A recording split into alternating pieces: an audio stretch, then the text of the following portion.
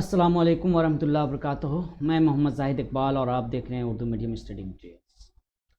آج تیسری جماعت کی میری کتاب سے ہم لوگ ایک نئے سبق کا مطالعہ کرنے جا رہے ہیں۔ صفحہ نمبر 102 پر ودیا ساگر کی ایک کہانی ہے جس کا عنوان ہے اپنے ہاتھ سے اپنا کام۔ سبق کی طرف جانے سے پہلے کچھ ریکویسٹ ہے۔ ریکویسٹ یہ ہے کہ ہماری ویڈیوز سے مراد صرف اردو نہیں ہے، انگلش، ای وی ایس، میتھ، جو سابقہ ویڈیوز ہیں وہ بھی، جو بھی ویڈیو آپ دیکھیں ایک ویڈیو کم از کم مکمل دیکھیں ڈیلی۔ اس سے یہ ہوگا کہ یوٹیوب ہماری ویڈیوز کو 10 نئے لوگوں تک بھیجے گا۔ تو آپ کے تعاون کی ہمیں ضرورت ہے، اس طرح سے آپ ہماری مدد کر سکتے ہیں۔ چلیے سبق کی طرف چلتے ہیں۔ صفحہ نمبر 102، اپنے ہاتھ سے اپنا کام۔ تو یہ ودیا ساگر کی کہانی ہے، چھوٹی سی کہانی۔ اس کا مطالعہ کریں گے اور سوال جواب حل کریں گے ہم لوگ، ٹھیک ہے؟ چلیے۔ مدنا پور ریلوے اسٹیشن پر جیسے ہی ریل گاڑی آ کر رکی، ٹرین سے ایک ڈاکٹر بابو اترے۔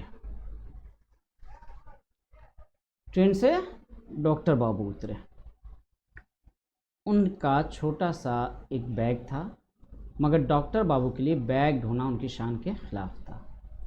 اس لیے انہوں نے قلی کی آواز لگائی۔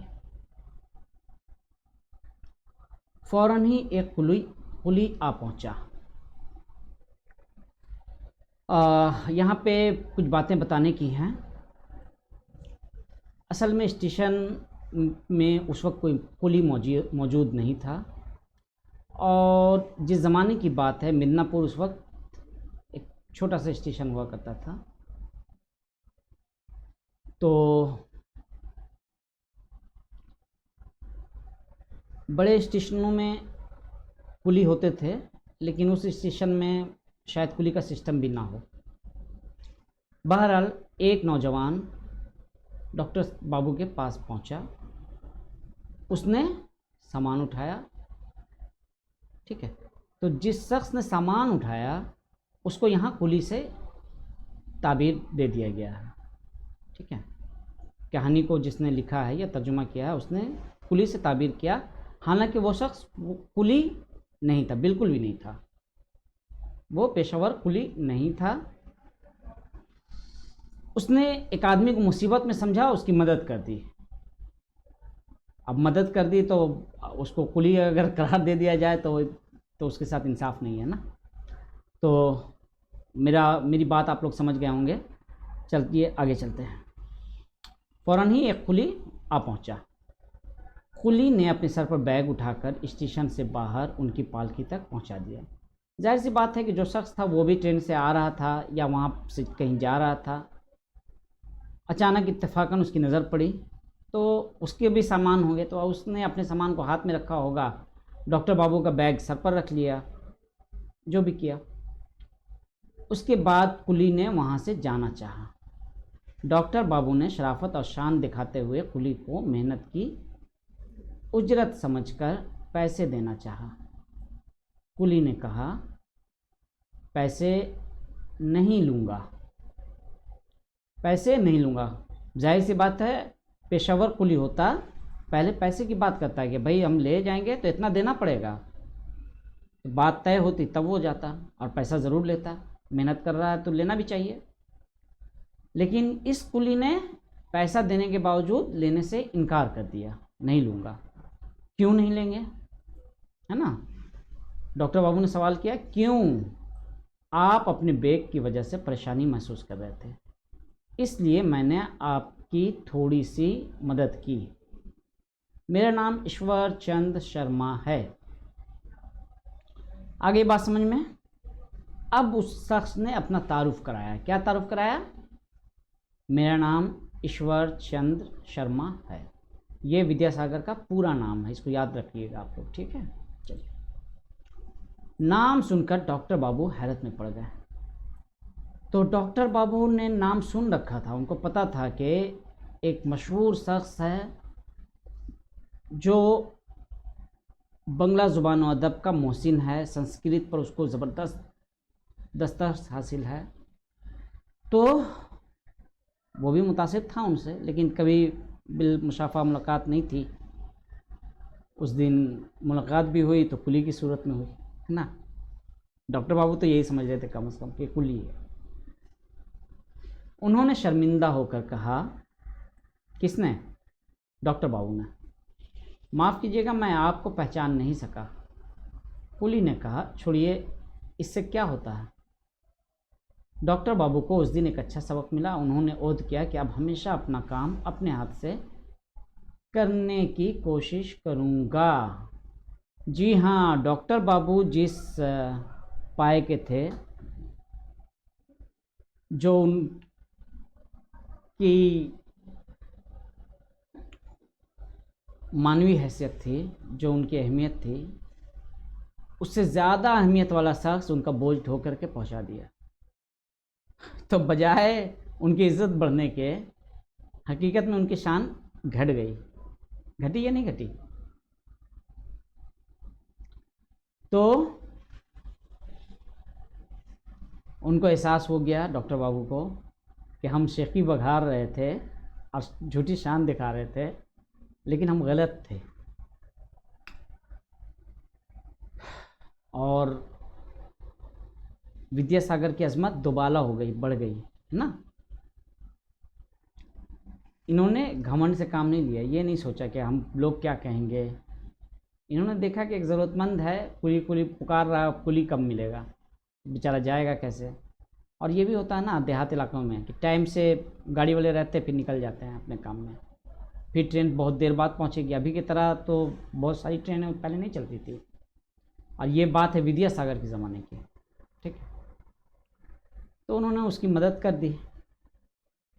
تو کہانی سے سبق ہمیں کیا ملتا ہے کہ ہمیں اپنا کام خود کرنا چاہیے حتی الامکان۔ جب کوئی کام ہمارے قابل ہی نہیں ہو، ہم نہیں کر سکتے اس کا، یا ہم اس کے قابل نہیں ہوں، تو پھر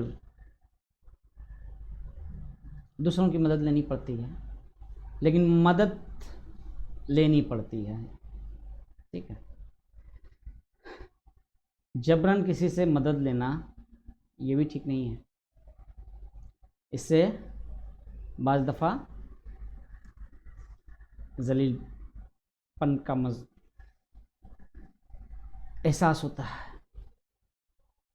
بہرحال یہاں پہ اب ہم لوگ پڑھیں گے بہت شارٹ میں 4 جملوں میں ودیا ساگر کی زندگی کو سمیٹ دیا گیا ہے۔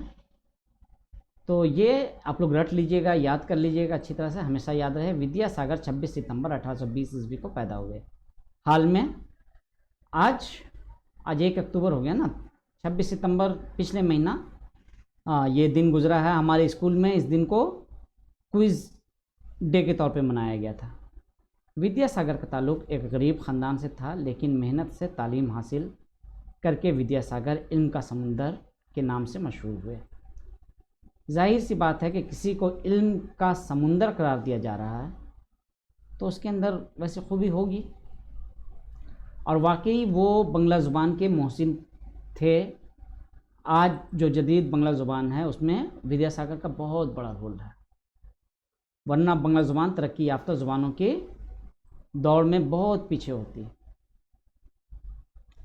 سنسکرت کے ماہر تھے۔ ان کا انتقال 29 جولائی 1891 عیسوی میں ہوا۔ چلیے اب سوال جواب کی طرف، اس سے پہلے الفاظ مانی۔ شان کا مطلب عزت، رتبہ۔ کلی اسٹیشن پر بوجھ اٹھانے والا۔ پالکی ڈولی۔ اجرت مزدوری۔ حیرت تعجب۔ عہد پکا ارادہ۔ اب زبانی، ریل گاڑی جہاں رکتی ہے اسے کیا کہتے ہیں؟ تو کیا کہتے ہیں بولیے؟ اسٹیشن کہتے ہیں نا۔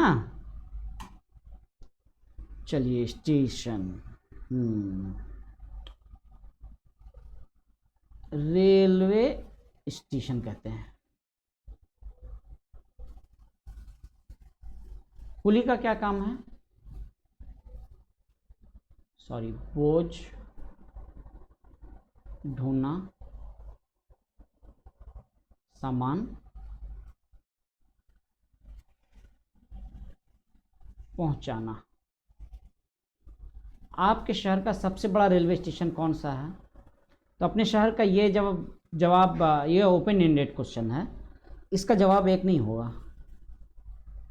کسی کا جواب ہوگا آسنسول اسٹیشن ہے، کسی کا ہوگا بردوان اسٹیشن ہے، کسی کا جلپائی گوڑی اسٹیشن ہوگا، کسی کا ہاوڑا ہوگا.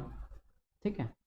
ہم لوگ کلکتہ شہر میں رہتے ہیں. کلکتہ شہر میں کئی ایک اسٹیشن ہیں اور ان میں 3 بڑے اسٹیشن ہیں، ہاوڑا، سیالدہ اور کولکتہ اسٹیشن. تو یہاں سوال ہے سب سے بڑا ریلوے اسٹیشن کون سا ہے. ٹھیک ہے، تو ہم لوگ چلتے ہیں. سب سے بڑا اگر ٹرینوں کی آمد و رفت کے حساب سے دیکھا جائے اور پلیٹ فارم کے حساب سے تو سب سے بڑا اسٹیشن ہاوڑا ہے.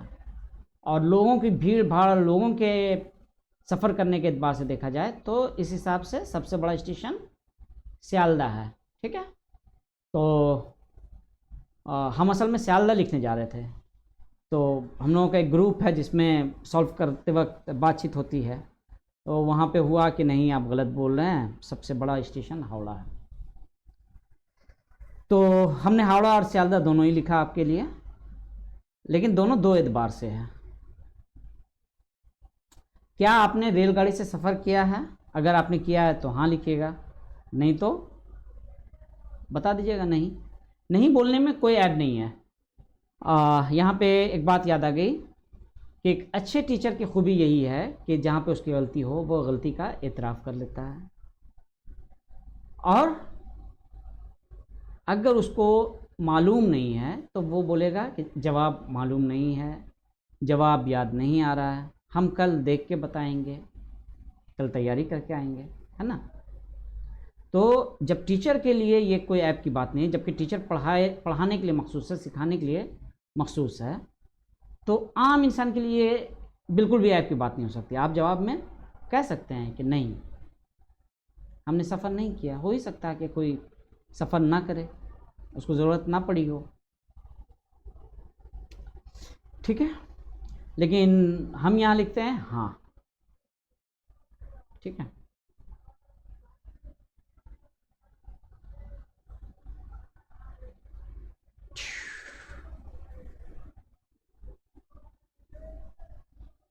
ڈاکٹر بابو کس اسٹیشن پر ٹرین سے اترے؟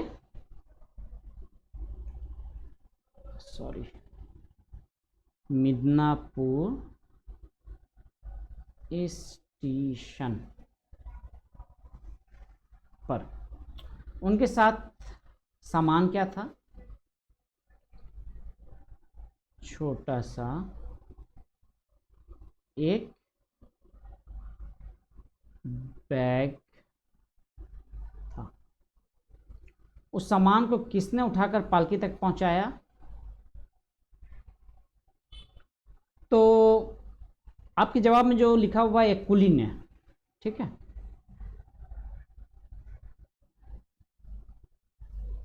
ایک کلی نے پہنچایا، لیکن ہم یہاں لکھ رہے ہیں ایک شخص نے. آبلک میں کلی بھی لکھ دیتے ہیں. چلیے، آپ کے ٹیچر جو بولیں وہی لکھیے گا. اصل میں وہ کلی تھے نہیں. جو شخص سامان ڈھویا، جس شخص نے سامان ڈھویا وہ کلی نہیں تھا. سمجھنے کی کوشش کیجیے گا. ٹھیک ہے. ترجمہ کرنے والے یا کہانی لکھنے والے نے وہ کلی لکھا ہے کیونکہ ڈاکٹر اس کو کلی سمجھ رہا تھا، ان کو کلی سمجھ رہا تھا. کلی نے ڈاکٹر بابو سے محنت کی مزدوری لینے سے کیا کہتے ہوئے انکار کیا؟ کیا کہا؟ پیسے نہیں لوں گا. جی ہاں، یہ کہہ کر مدد کیا. ٹھیک ہے. اس کے آگے یہ کہا تھا کہ آپ کی پریشانی دیکھ کر ہم نے تھوڑی مدد کر دی. ٹھیک ہے، پیسہ لینا مقصد نہیں تھا. اس کلی کا نام کیا تھا؟ تو آپ سبوں کو معلوم ہے کلی کا نام کیا تھا؟ सॉरी, ईश्वर चंद्र शर्मा नाम रखिए, याद रखिएगा, ठीक है। डॉक्टर बाबू ने शर्मिंदा होकर किस बात का औद किया? अब हमेशा अपना काम अपने हाथ से करूँगा, ये औद किया, ठीक है। इस कहानी से आपको क्या सबक मिलता है? अपना काम खुद करना चाहिए, यही सबक मिलता है, ठीक है। अच्छा, कुली ओ कुली, ये जुमला कहाँ से लिया गया है? अपने हाथ से अपना काम, है ना। मजमून का नाम क्या है? अपने हाथ से अपना काम। ये आवाज़ किसने लगाई? कुली ओ कुली किसने पुकारा था? डॉक्टर बाबू ने। कुली कौन था? ईश्वर चंद्र शर्मा या ईश्वर चंद्र विद्यासागर। सॉरी, सीन अलिफ अलग है, गाफरे अलग है, ठीक है, ध्यान रखिएगा। चलिए लिख ही देते हैं, सागर। नीचे दिए गए अल्फाज की जिन्स बताइए। रेलगाड़ी, रेलगाड़ी क्या है? मुअन्नस है। कुली मुज़क्कर। स्टेशन मुज़क्कर। शान मुअन्नस। पहचान, सॉरी पहचान गलत दिया हमने। जी। स्टेशन का लिप भी मिट गया है, ठीक है। हाँ, पहचान, पहचान भी मुअन्नस है।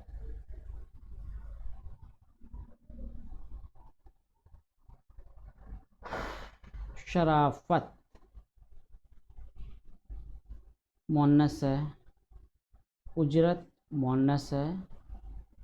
पालकी भी मुअन्नस है। यहाँ पे सबक मुज़क्कर है,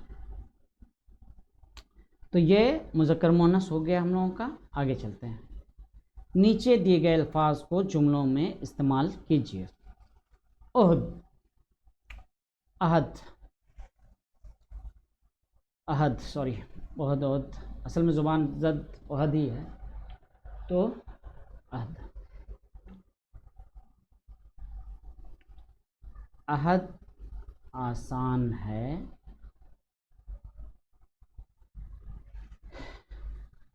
पर उसकी वफा मुश्किल है, लेकिन निभाना मुश्किल है, ठीक है। वादा कर देना आसान होता, निभाना मुश्किल होता। परेशानी,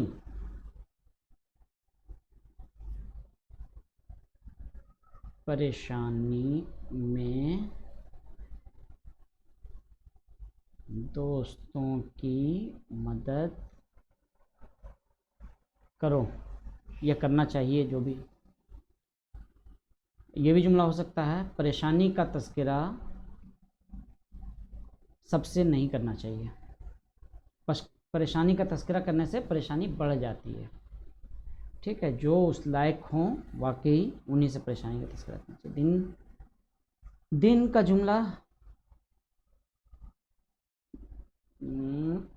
मिट्टी का भी दिन बदलता है, हमेशा, हमेशा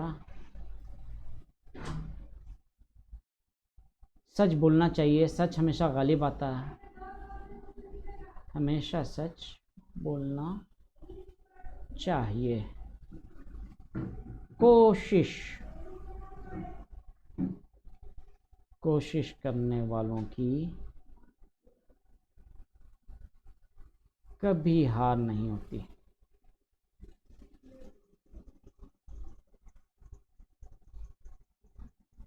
شرافت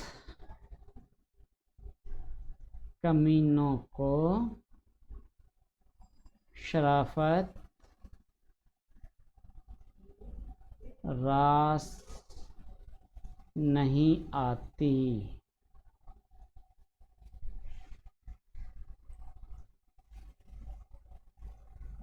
چلیے ہاں تو یہ کمپلیٹ ہو گیا کلاس 3 کا بھی. تو بچوں اب دیجیے اجازت، پھر ملیں گے اب نئی ویڈیو میں. امید کرتے ہیں کہ EVS شروع ہوگا، اس کے کچھ اسباق یا کسی ایک کلاس کو شاکر سر، کسی کو ذاکر سر، کسی کو ہم لیں گے جلد، بہت جلد انشاءاللہ. اللہ حافظ.